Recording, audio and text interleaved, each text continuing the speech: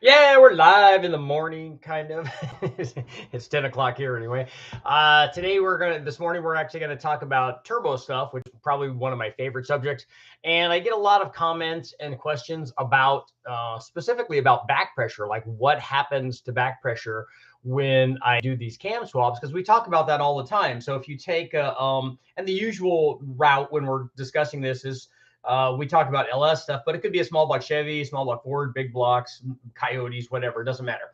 So the question is, when we go to the wrecking yard and we get a motor and we put it on the dyno, let's say that we run it stock and put a turbo on it, and run a turbo on it, we run it with a stock camshaft, and then we add another camshaft. It doesn't matter what it is. We can talk about the different kinds in a minute, but let's say that we do a cam upgrade on it, and then we run boost on it again. Let's say that we run the same amount of boost, and again, when when we go through these, we have to be fairly specific about what we're talking about, what the test actually is, and what we have to kind of qualify the question. Javier, thank you very much. So we have to kind of qualify the question, but the what people are trying to understand is what happens to back pressure. So if we have a cam swap on an LS, we upgrade the camshaft, it's pretty certain that we're going to gain power. How much power you gain is going to be dependent on, the wildness of the camshaft. So if you go from a stock LM7 camshaft to a 206 cam, you're going to gain a certain amount. If you go to a 231 cam, you're going to gain more. That's a bigger camshaft. That's just kind of a generic understanding. So how the cam that you select is going to kind of dictate how much extra power you get. And not only that, obviously, it's going to dictate where you get power. So the rabbit hole people start going down into is that they're looking at the camshafts. They're like, yeah, but what about the valve events, and how is that going to affect back pressure? And can I adjust that so that I can, improve the back pressure situation if I have a turbo that has this kind of AR and this kind of hot side, maybe also this kind of exhaust after the turbo? And they're concerned about all of these much smaller elements, but it stops them from from making a cam choice. What they need to do, as we always need to do, is they need to look at the big picture. So in the big picture, as we see it for these kinds of examples, again, doesn't matter what kind of motor it is, the big picture is this. So the big picture is what happens to what you should be looking at is what happens to the power. So I'll give you an example. We take a 5.3, put it up on the dyno, run it with a stock camshaft. We run it NA, and it makes about 350 horsepower. We run it with a turbo. Let's say we run it at 10 pounds and it makes 600 with a stock camshaft. Then we put a camshaft in it. And what will happen with a decent kind of camshaft, the Brian Tooley Truck Norris or Stage 2 or Texas Speed or Cam Ocean or whatever, we put a camshaft in it, and now the power has jumped up. It will be, it could be 40, 50, 60, 70 horsepower NA, and it could be 100 or 150 once we add boost. So the question becomes then, if we run our stock cam at 10 pounds, and then we put our aftermarket camshaft in and we run that at 10 pounds, let's say instead of 600, let's say it now makes 730 or 740, which is kind of a realistic amount. Haven't done that kind of test with the right kind of camshaft. That's a realistic amount. But now what happens to back pressure? I mean, I have the same amount of boost pressure, right? Both of them are 10 pounds. I have the same turbo. I have the same exhaust. I have the same Y pipe feeding the turbo. All of that's the same. So they're thinking a lot of times is, one, that the back pressure is going to be the same. Or that, two, back pressure could actually go down because of because of cam time, because I put lots of exhaust in it, or I did this with the intake opening and closing points, or the exhaust opening and closing points. Here's what you need to look at. You need to step away from looking at what the valve events are. That's like looking at things through a microscope. It's necessary, and we need to do that. But later on, we need to do that. Right now, you need to understand the following thing. If you run a stock camshaft and you run it with a turbo, and then you put another camshaft in, Forget about what the valve events are, what the lift and duration, all that stuff is. If you put another cam in and you add power, it goes from, like I said, if it goes from 600 to 700 or 600 to 750, whatever it is at the same boost level, here's what's going to happen. The back pressure is going to go up. I don't care what the valve events are. If you added that much power at the same boost level, which is totally normal, what happens to the hot side of that turbo? So now what it has to do, instead of, because you have the same amount of boost pressure going into the motor with a stock camshaft, and now you have the same amount of boost pressure going into the motor with the aftermarket camshaft, but you have a lot more airflow going in. The turbo's spinning a lot faster. The motor's processing a lot more air, and we know that because it's making more power. So when we make more power, what happens to the exhaust flow?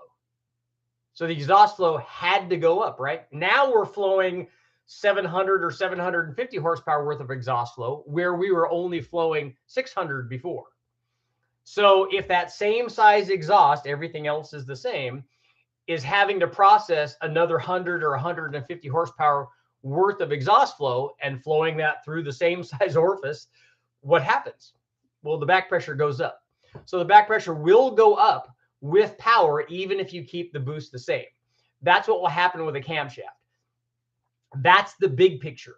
So the big picture is more exhaust flow, higher back pressure. It's really that part of it is just common sense. But it's amazing how many people like step past that and then go to the smaller things that they think are going to control this. Well, what if I had, then they go into all of these different valve event changes, and all those are important, but they're important after we look at the big picture. It's like a discussion I had about spark plugs. Well, what if I change to this kind of electrode or a side gap or this heat range? Or I'm like, look, all that, we can have a discussion about that, but we can have a discussion about that after everybody understands on a spark plug, what's the important thing that happens with a spark plug. The first thing is the spark plug sparks or it doesn't. That's what you need to look at. So if it fires, that's good. Then we'll make power. If it doesn't fire, then we won't make power. And if it doesn't fire, we need to look at reasons why it didn't fire first. It has nothing to do with the heat range. It has nothing to do with the grounds. I mean, it could have something to do with the gap. More than likely, it has something to do with the gap.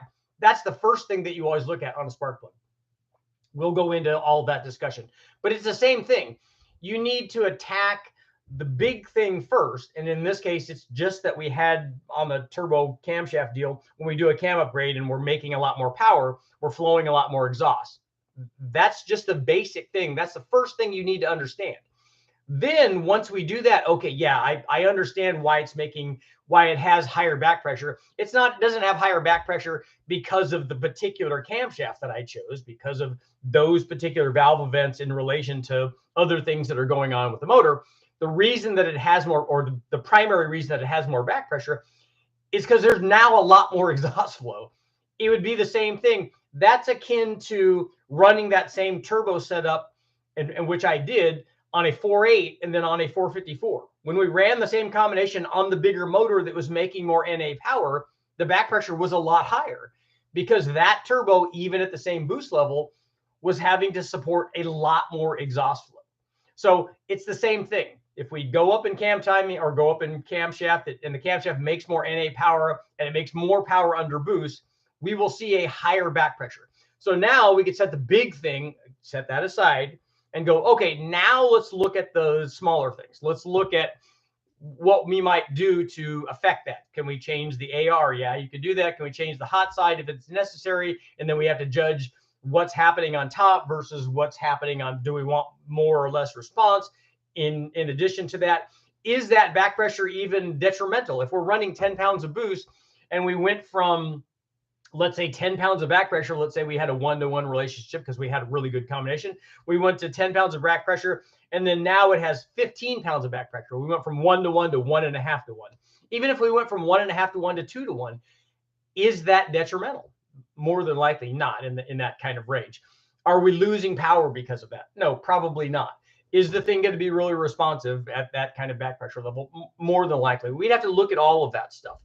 But then you'd start nitpicking the little things. Is okay now, and then, for instance, there are guys that run in specific classes where they give them a specific turbo size that they have to look at. Then you want to start looking at cam timing. Okay, more than likely they're going to top out either the hot side or the cold side of the flow. If you're topping out one or the other, then you need to start looking at that. How can I improve flow into the turbo? And then they do all the methods of trying to get past tech to make sure that there are things that they did are either acceptable or not, or they can't find it. And then on the hot side is where you would start looking at different kinds of cam timing to optimize things, maybe reduce the back pressure so that you could get power from that reduction in back pressure. But the things that you're looking at there are really small changes in power. And that's why when you get to those things, after you get the big thing organized, and then you start looking at these little things, your return on investment, basically your time and energy, the gains that you get from those are going to be much, much smaller because there just isn't that much left. In those classes where you're running a 76 millimeter turbo, let's say, and you're up where you're near maxing out the turbo, there's just not a lot more left for you to gain. You can juggle the cam timing all that you want, but if there's, let's say if there's only 20 horsepower left, and the difference between you and the guy that's winning the class is that 20 horsepower, you have to find it. But that's all that's there. There might not be any more than that. But the 6 things that you have to do to get that like last little bit, it's always like that. It gets harder and harder to get those last little things. But a lot of times people are concerned with those little things before they're concerned with the big picture. Do all of this because this is going to be the big thing and get you big changes. And then start looking at these little things. Well, what if I did a divided, turbo and a divided Y pipe and a merge, and all that stuff. All of those things that you can look at, but get the big part of it and understand the big part of it. And then also right after that, understand the fact that if we do change the back pressure, even a little bit there, it's probably not going to be a big deal in the range that most of us run our vehicles in, but that you are going to change the back pressure. If you go from a stock cam to a truck cam, a truck Norris cam, a stage 1, 2, or 3 turbo cam or NA cam or an LS9 cam, whatever kind of cam you would want to put in there, if it added power NA and then made more power under boost, which is going to, because those things go together, you are going to change the exhaust flow rate and you're definitely going to change the back pressure, but it's not always a bad thing. So we'll get to some questions. I got a bunch of stuff. Oh, Todd's in the house. What's up, man?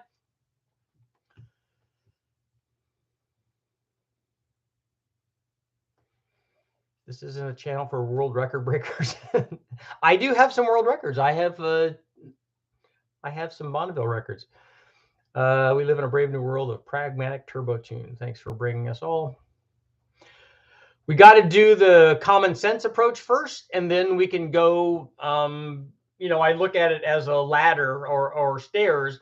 We do the first rungs first, and then you've got to understand that. We've got to understand pre-algebra before we start doing calculus. You can't go out and run a marathon till you can go run down the street. It's all just levels of stuff. And the thing is, like with the understanding that you're going to get a change in back pressure from the turbo or from the camshaft, that's the first big step. And then there are big gains from that. And then as we go up and up and up, it gets harder and harder and harder. If you were training to be an Olympic athlete and you went from just being a regular person and you started training, you'd see big gains. Oh, look, I can run a mile in 8 minutes right now. Okay. You start training, you're like, dude, I'm already down to a 7. Oh, dude, look, I got down to a 6. I got down to a sub 5.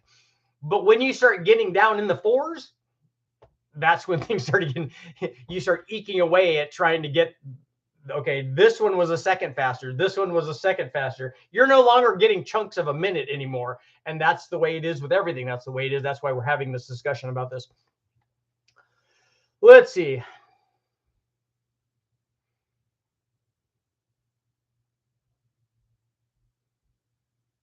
Esoteric race car for the win. Damn, throwing out those big words.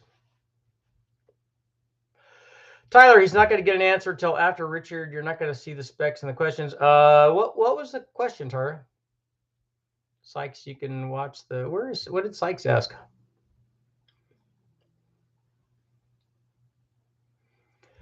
Corn, here's a stage 5 cam specs 50, 232, 224. What is that?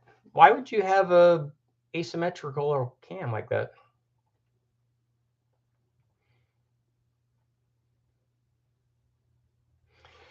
Can you, okay, here we go. Can you go over your view on cam specs in regards to 3800 with a turbo? I recall you not liking the ZZP cams. I don't dislike the ZZP, so that's not accurate. But reverse split cams don't make as much power as, having more exhaust duration cams. And I don't want to say that as a universal thing. I'm just going to say it is every time that I've tested it, and I've tested it multiple times, I've never had if we keep the intake duration the same and have less exhaust duration, that camshaft makes less power than it does if you have more exhaust duration. And that still works when you're running boost. The reason that is because if it makes more NA power, it's going to make more under boost. I've never seen a situation where a camshaft that made less NA power made more at the same boost. I don't know how that can happen. I would like somebody to show me that, but I've never seen it. The exception to that is I'm not certain that this is a hard and fast rule either. We see that on 4-valve motors where lots of the 4-valve stuff has less exhaust lift and or duration for some of those applications. But again, I'm not certain that if you had the same intake lift and duration and then you added exhaust lift and duration on a 4-valve motor, I'm not convinced that that wouldn't make more power too. I just haven't done enough testing on that to find out whether or not that's true. So I can't say that because I haven't tested, and I try not to just give you random opinions.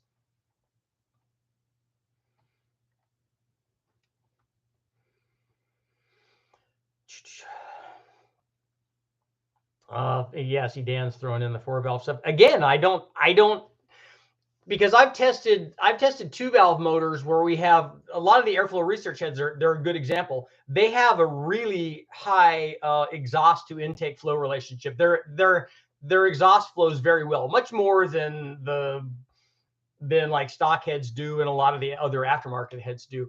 But those heads respond to dual pattern cams like the other ones do.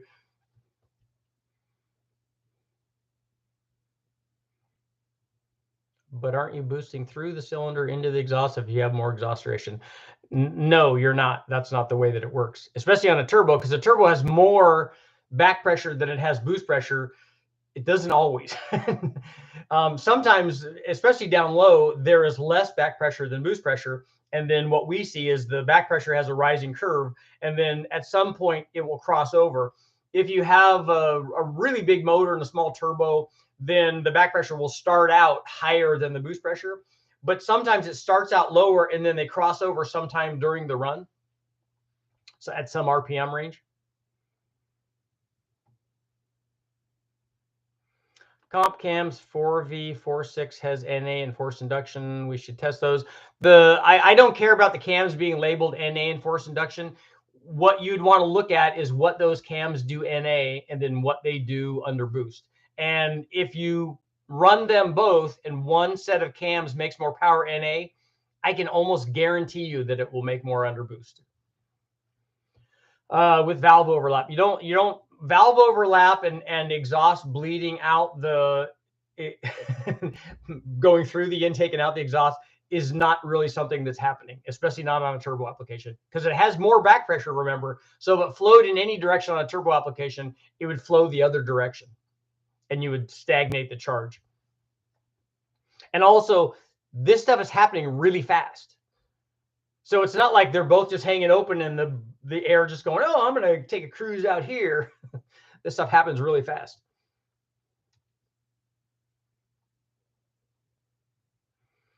My old VW GTI 8 valve, the 287 cam was the best overall cam I ever used. But did you do direct back-to-back testing on the dyno to verify what each cam did at each different boost level, and or if you ran boost or on an NA combination with different other things like different intake manifolds and stuff? It takes a lot to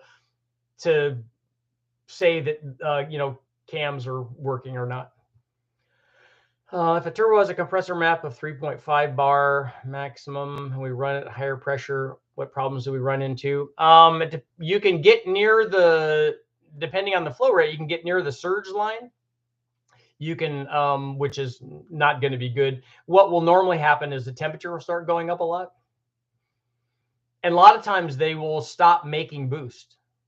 They won't continue to support higher pressures. And if they do, it will be at lower engine speeds. Dan, we choose the cam duration for the intended RPM range. That's not whether or not it has a turbo or supercharger on it. That's and intake manifolds are kind of the same way. Dean, there's no extra overlap problem with 4-valve heads. They suit turbos much better. On 2-valve heads, you have to look at what cams generally work. Bleed out for sure isn't really a thing. Actually, if you think about it, intake bleeding out the exhaust would be much more prevalent on a supercharged combination where we don't have back pressure that we do on a turbo.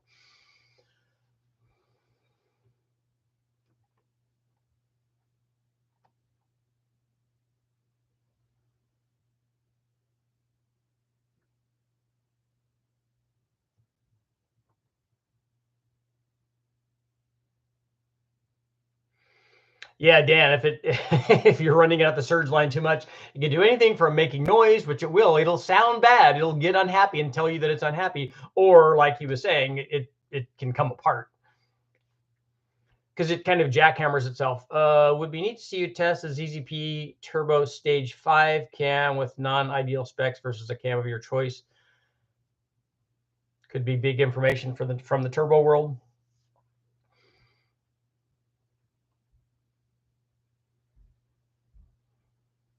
Intake pressure bleeding out the exhaust could actually help spool the turbo. I'd like to see that.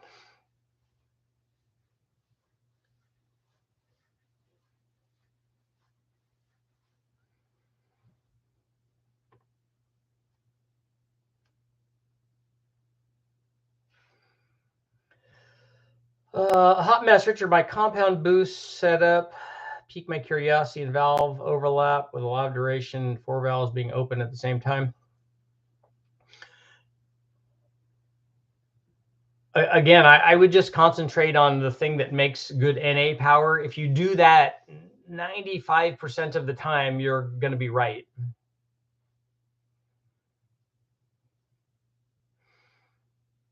Yeah, compressed air to get the turbo spooled up. I remember the guys from Turbo Magazine put nitrous on it, and they tried to inject the nitrous at the blade to spin the blade, but that didn't work very well. But putting nitrous on it and just injecting nitrous in, that works really well. And if you're going to put compressed air in there, you put compressed air into the exhaust of the turbo. That works good. Guys have tried that. They did that back in the GTP days, and guys were talking about doing a World Rally stuff. That's pretty common. Yes, turbos love nitrous, and nitrous loves turbos. It's symbiotic.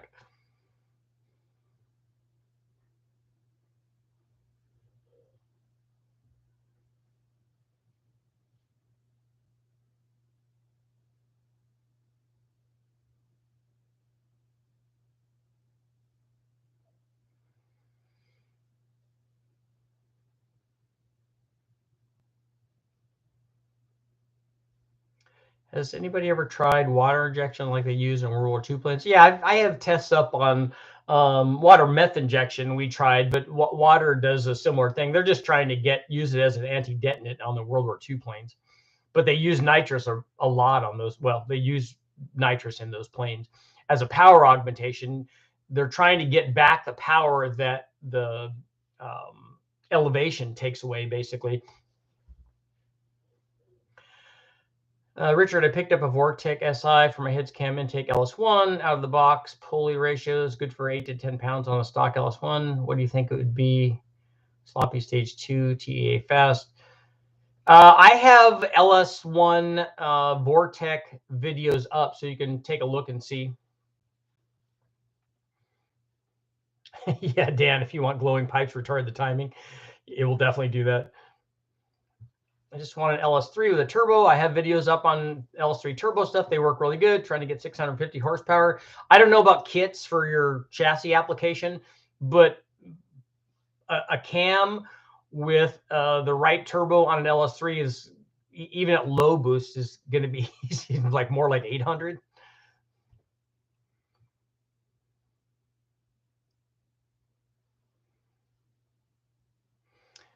Richard, can you explain sizes and difference in wastegates? You just have to size the turbo or size the wastegate for the control you need.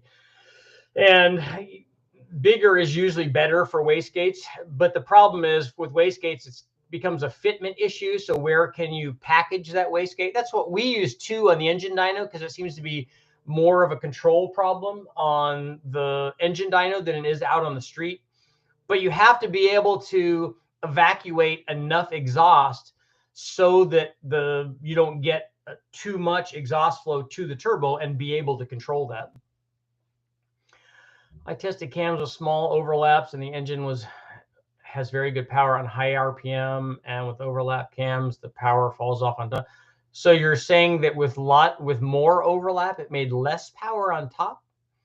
That would be unusual.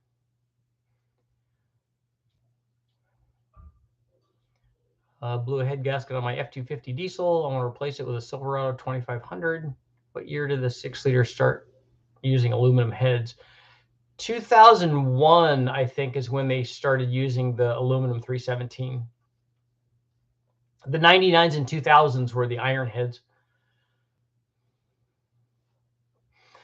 And yeah, Todd, the blow-off valve is obviously a different thing. That just alleviates pressure that builds up when you're running boost to the motor, and then you close the throttle body, you close the throttle blade. So you still have inertia, big air column going in. And now, instead of being able to go into the motor and make power, you close the blade, and that the air column hits that and wants to back up.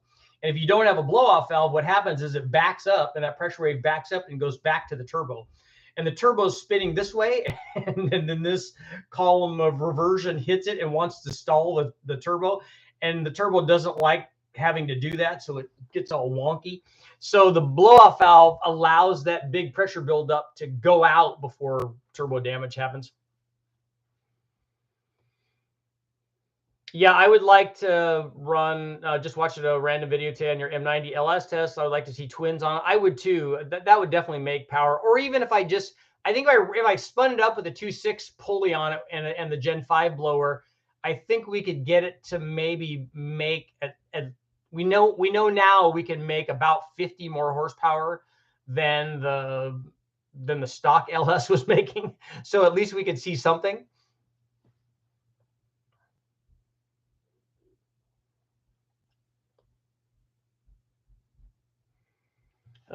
Chris, you don't want a lumpy cam on a turbo motor, unfortunately. But I think if you put the Truck Norris cam in there, that you'd be really happy with it. What are the most extreme timing numbers you've run? You can run 50 or 60 degrees of timing if you want to hurt the motor. But normally the older iron head, the older iron big chamber heads are going to be a lot of times in the, could be in the 40s.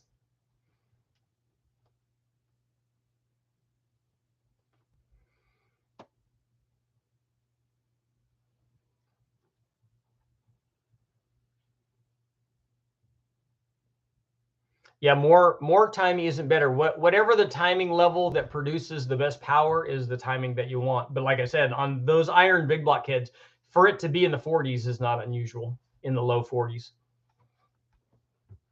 With the 6-liter and twin GT35s, what torque converter would you suggest for the street trip? The 6-liter with turbos is not going to make any difference for the converter. Your camshaft is going to kind of dictate that, and then what rear gear you have and stuff. I think if you have, well, you got to tell me what kind of camshaft you have. If you have a really big cam in it, you need more converter, and if you have a smaller cam in it, you need less converter. Somewhere in the 2,800 to 3,000 range seems to work good for a lot of guys. Ask the Subaru guys. They treat the noise, the blow off valve. They want to have the noise. They like just revving the motor and hearing that go off. They should have just had a something they could play on their iPod or whatever to make the noise to their speakers. A remote mounted positive displacement blower would be fun. Yeah, we've seen those before.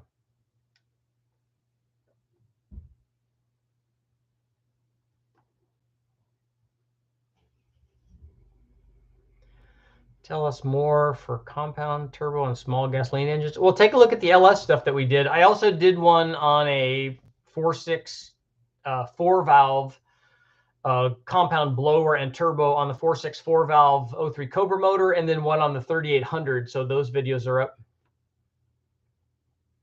up. Richard, have you ever seen a twin turbo setup blowing one turbo backwards and pushing it out of it at lower RPM? I'm fixing one of those for a buddy. Has almost 1 inch difference in length on the hot sides. The change in length in the hot side won't have very much effect on that. We have run 2 different size turbos, so the spool rate was pretty dramatically different, and you will get backflow out of one direction or the other depending on which one spools up. So it's not recommended.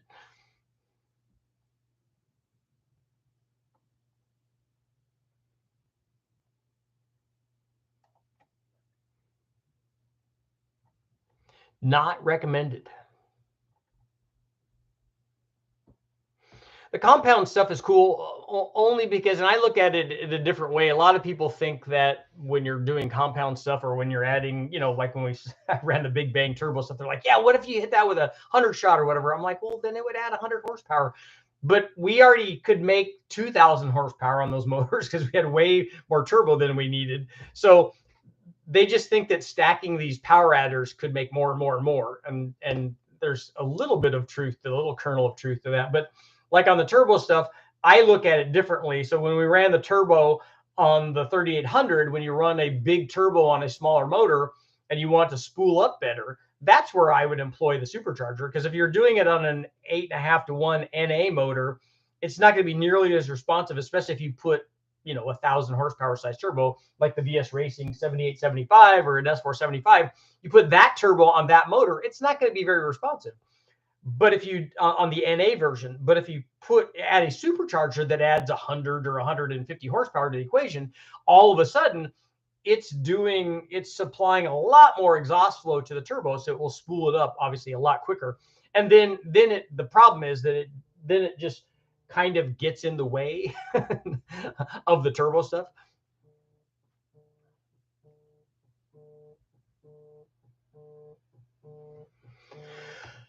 Just curious. I'd like to use a single wastegate and a blow-off valve in the hat. That's a good idea, as long as the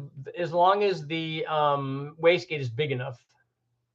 The bigger the motor is, the bigger you're going to want your wastegate to be.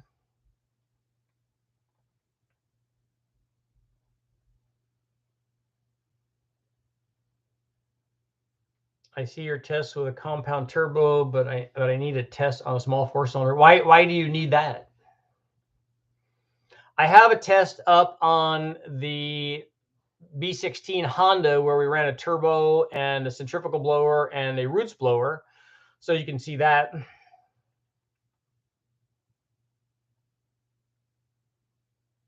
I'm doing a compound roots blower blowing into the turbo. Oh, that's unique. I'm dealing with snow this morning. Wow, lots of snow to remove before opening. Nice. You be careful. Don't overdo it, man. I like 2 wastegates on a V8. That's how we have ours, even on single stuff. But again, just for the dyno.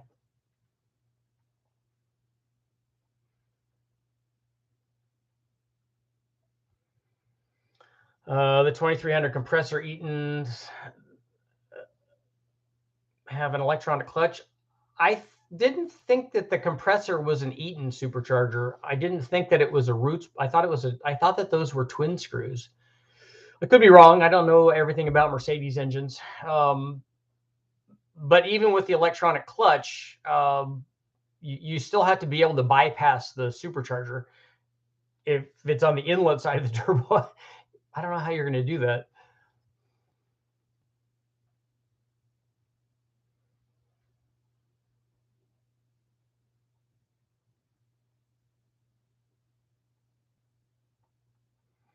What do you think the main contributor to bending stock Gen 3 LS connecting rods? Yeah, it'd be cylinder pressure. And the cylinder pressure, I don't just mean from low speed torque. Detonation will obviously also do that, which is a spike in cylinder pressure. You can, Todd, you can run two wastegates. We run two 45 millimeters. Again, a lot of that is packaging.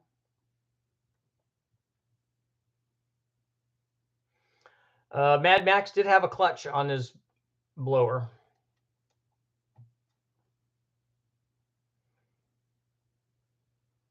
Any difference in car hats, divider versus no divider? You mean on the blow through hats? The signal is definitely going to change with a divider in there.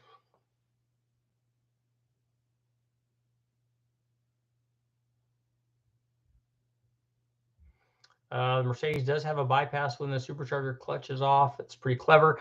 What is the flow rate through the bypass system?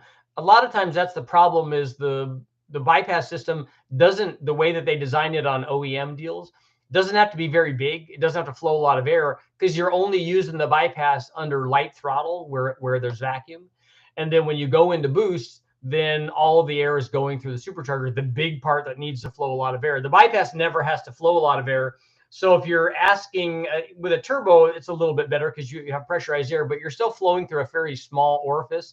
So that stock setup usually is not ideal. That's why when Lancia did their Delta Integrales, I think it was an S4, when they did their blower turbo setup, they had bypass tubes going around that stuff.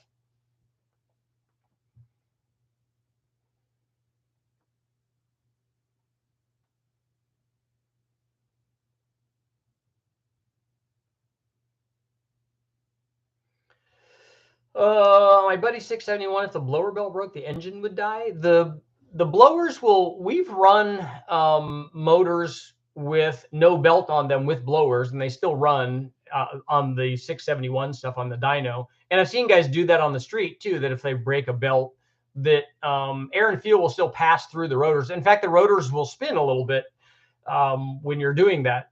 It's not, you're not going to make a lot of power, but it would still usually get you home.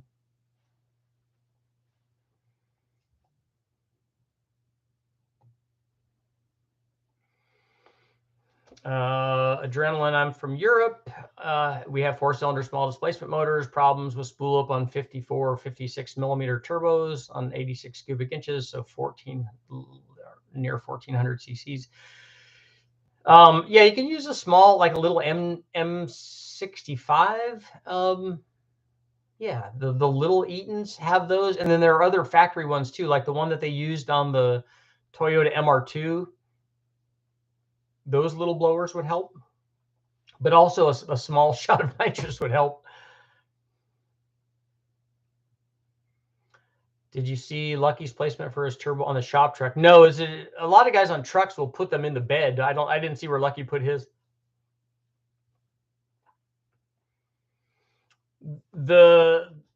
The compound set works the same on a 4-cylinder as it does on any other motor. It worked the same on the bigger V8s and on the smaller V6s, and it does the same thing on the small 4-cylinder too. When you add a supercharger to it, it adds NA power. Well, it increases beyond the NA power, and then that will improve, you'll have more exhaust flow to the turbo, and that will improve boost response.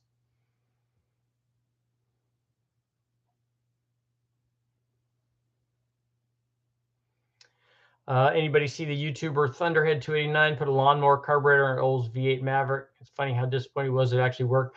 because it's still supplying air and fuel. Is that the one that he said that he was trying to make 45 miles per gallon or whatever? I know that that was a clickbait title thing, but um, that's the thing. If you can run the motor on carb cleaner or whatever, as long as it's getting air and fuel, it will fire. So, it will work up to the point where that thing becomes a super restriction. Do you think the DI Gen 5 engines will like smaller twins or larger single for street track with a smaller twin spool faster? No, twins and singles, the decision there is not spool rate, because if you have the same amount of exhaust flow going to one turbo or you've split it into two turbos, you actually can have them, if you size them right, the spool rate would be exactly the same. So it's going to be more a function of which exact ones you fit and can fit there and which ones you pick. As opposed to a single versus twin being an absolute thing.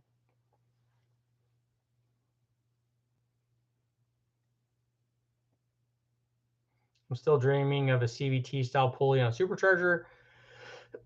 that is cool. Like the ProCharger guys did that.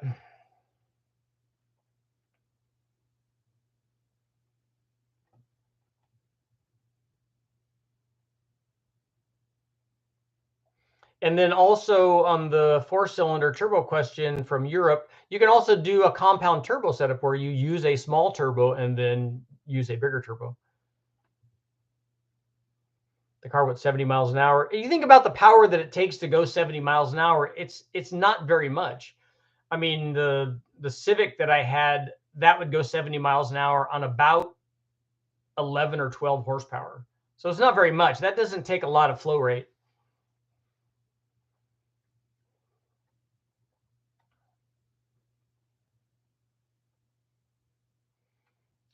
Utah, thank you. So you're spreading the word. What's that little tiny turbo GT06? What is the one? Well, even the Volkswagen, like a 1.8T, even those are pretty small. But the I think the turbo on my Sprint was like an RB32.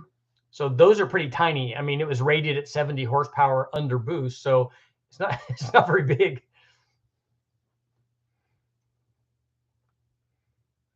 Not very big.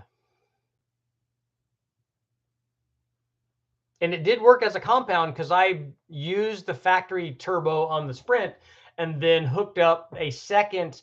I think I did it with the little GT20 or GT22 that I had, the real Garrett one, and the thing made 170 or 75 at the tire.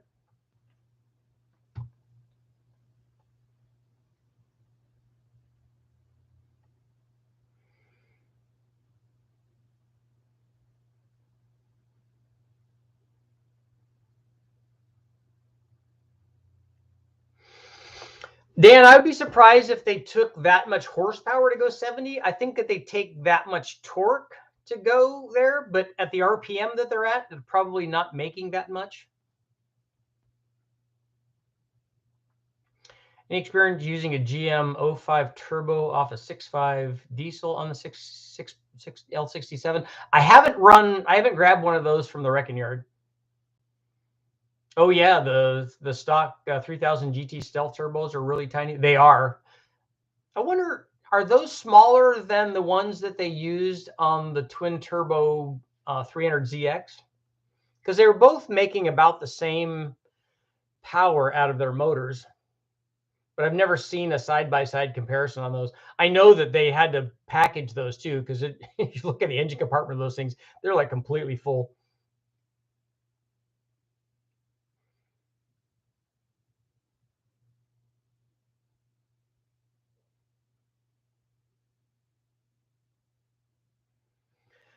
Would adding a turbo to an L94 truck without changing out the cam springs and lifters work? The DOD is turned off. It will get 700 horsepower, very low boost. An L94 to make 700 horsepower stock is going to take a fair bit of boost. I don't know how the DOD stuff is going to react, but we run stock motors on them all the time, our turbos on stock motors all the time. What fuel mileage did the Honda? The Honda would get not at 70, but at between 60 and 65. The best I got was 55.8 or something. But it would also do lean burn, so it was running at 19 to 1 air fuel, which the trucks are not going to do that.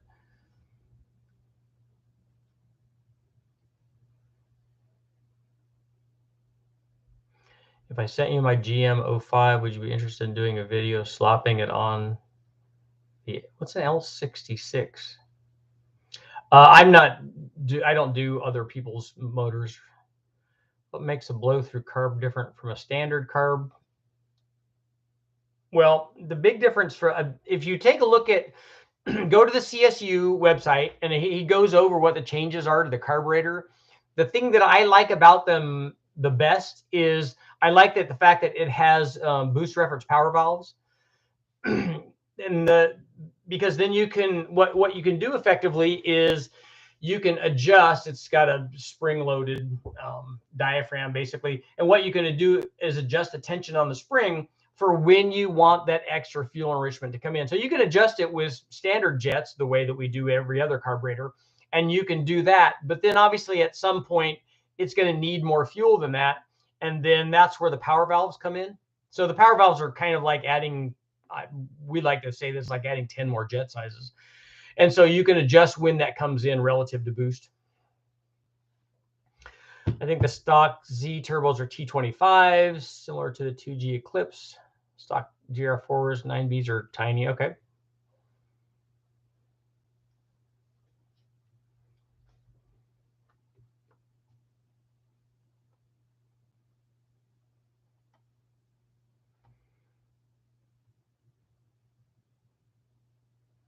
Why is leaning out an NA motor? It doesn't threaten too high combustion temperatures. Leaning out the motor is not bad for very, very light throttle applications because it's only under cruise.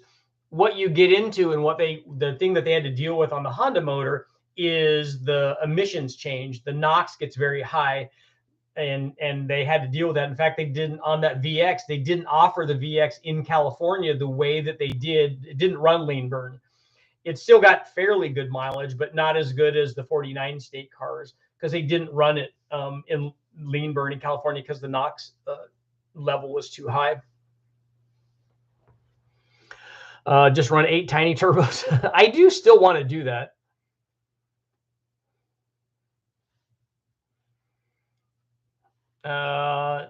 So Tim, so you saw a buildup on changing a standard carb to a blow through? Yes, if anybody wants to watch that, they should.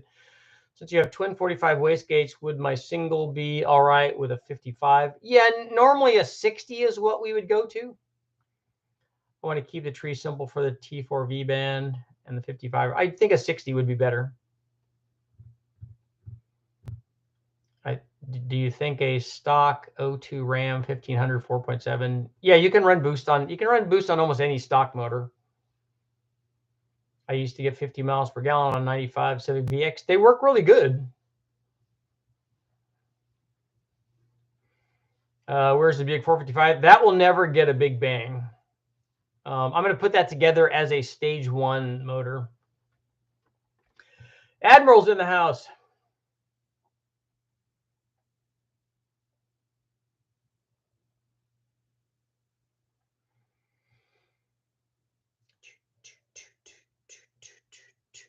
I have about 10 minutes. And just found the like button. Come on, find the button.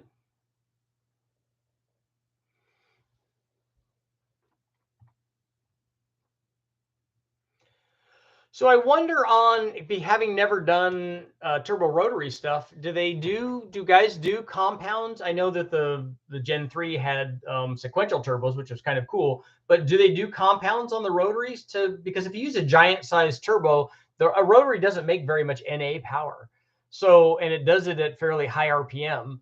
So how do they get those things spooled up if you're trying to run, 1,000 or 1,500 horsepower, or are they doing that with RX-7s? I just not that. In 10 minutes, I turn into a pumpkin. Now I have a soccer game to go to.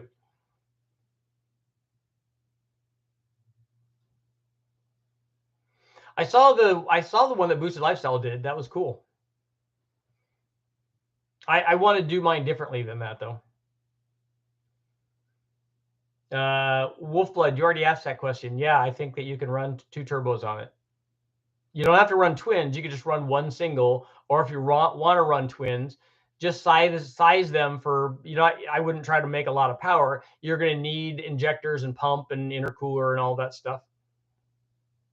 But 2 3076 turbos would work, I think.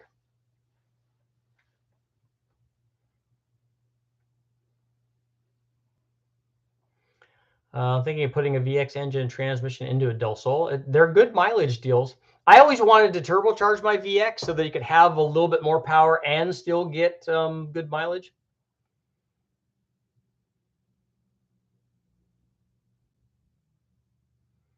Fascist, you think that the combustion temperatures go down after 14.7?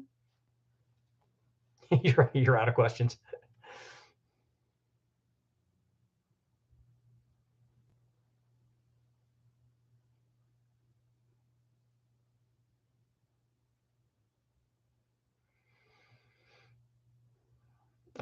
Put the Sprint 1 liter in a Del Sol. I just want to put that on the dyno.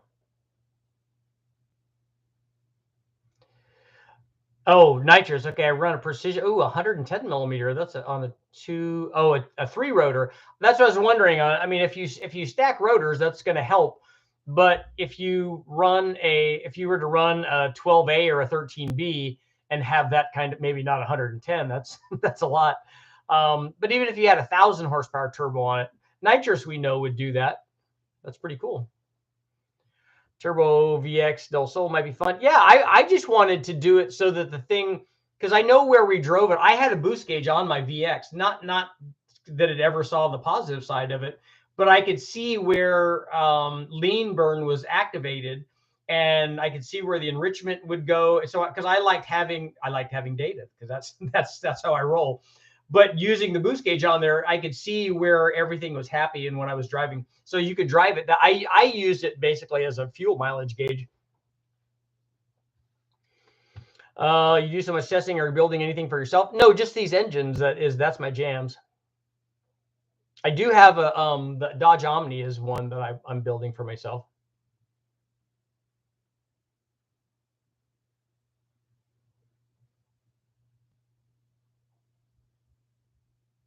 Read the rest of his message. I read the whole message. Just depends on the exact fuel blend. If you have E10, you're probably gonna change peak temperature. Lunch is over. See, all right, Tim. The turbo's bigger than the motor. It would be that 110. That's like a man-sized turbo. Is the Omni going to be the next Nova? No, the Omni is actually going together and be driven around just as a daily kind of street car. The Nova, unfortunately, is going to be given away.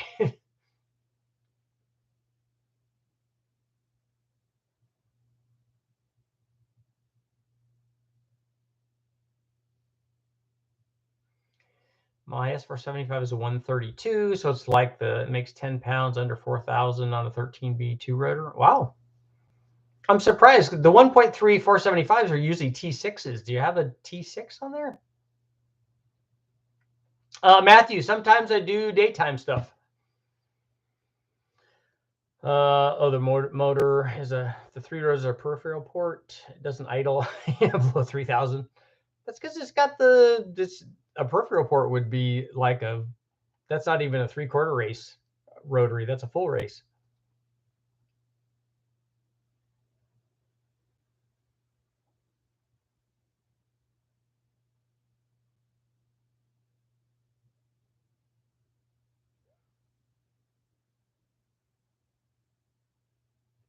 An 8 turbo nitrous centrifugal blower carb EFI rotary piston Omni. There we go.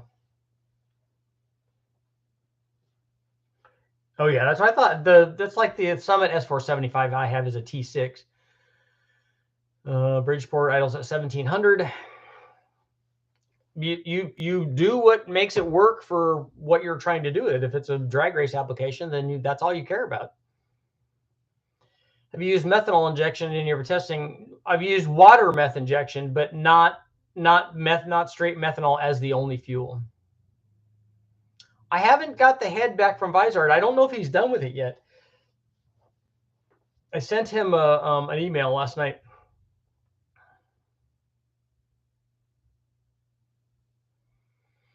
Yeah, Matthew, I'm sorry to hear this,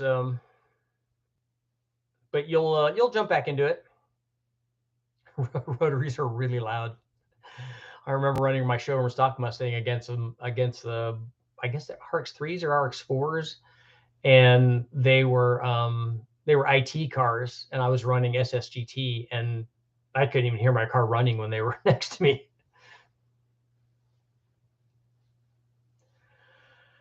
We used to test sprint cars and IMCA cars on the dyno with methanol. It's probably hard on your eyes, I would imagine. Those things make a lot of power.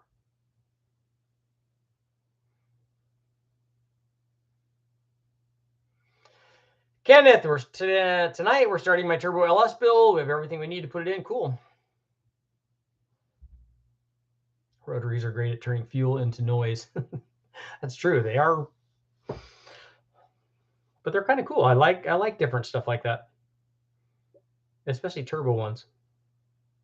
I mean, look at the exhaust temperature. It's like they were designed for turbos.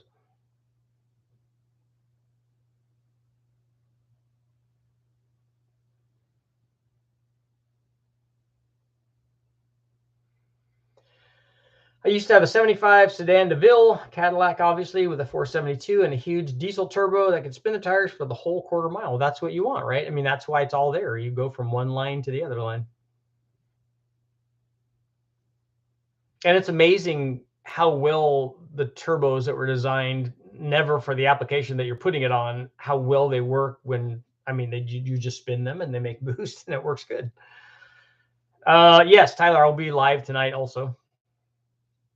And hopefully in the middle there, I'm going to finish the video that I'm doing right now that I'm trying to edit. Lots of stuff going on.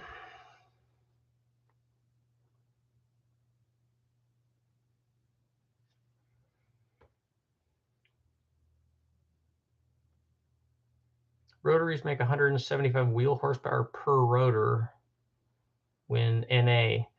That seems like it'd be a lot.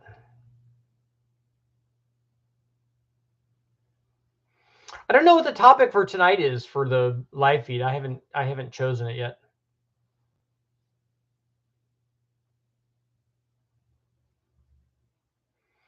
Matthew, we don't ever run diesels on the engine dyno. They have run them on a chassis dyno, although I don't think that they do that anymore at West Tech. Would you put an LSA supercharger on an LS with a 410 stroke sleeve block? Yeah, you can do that. You can put the blower on any displacement LS. Oh, full race peripheral ports. Okay, yeah, that makes more sense. I was gonna say that's more power than the motors were rated at. Have you thought about doing a 351 Windsor intake shootout, the truck manifold, Edelbrock, lightning intake, good dual planes, etc.? I don't think I've done one on a 351, so that might be a consideration.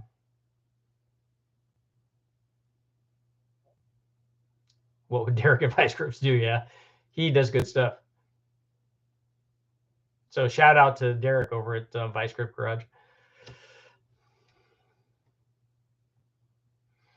Yeah, back before eBay turbos, it was junkyard TO4Es. We would get the ones that we used all the time, especially on the smaller motors, or if we would use twins on them, were the motors from the T-Birds, and we never found usually SVO turbos back in the day, but lots of turbo T-Birds and stuff.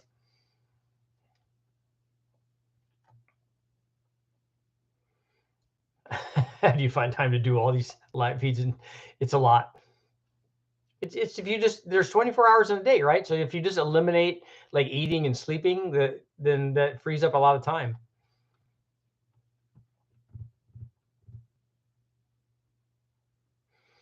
The live feed for tonight should be mildly unpopular engines, like maybe the 6.2 modular, maybe, for instance. Okay, guys, 45 seconds left. Topic tonight should be 8 baby turbos.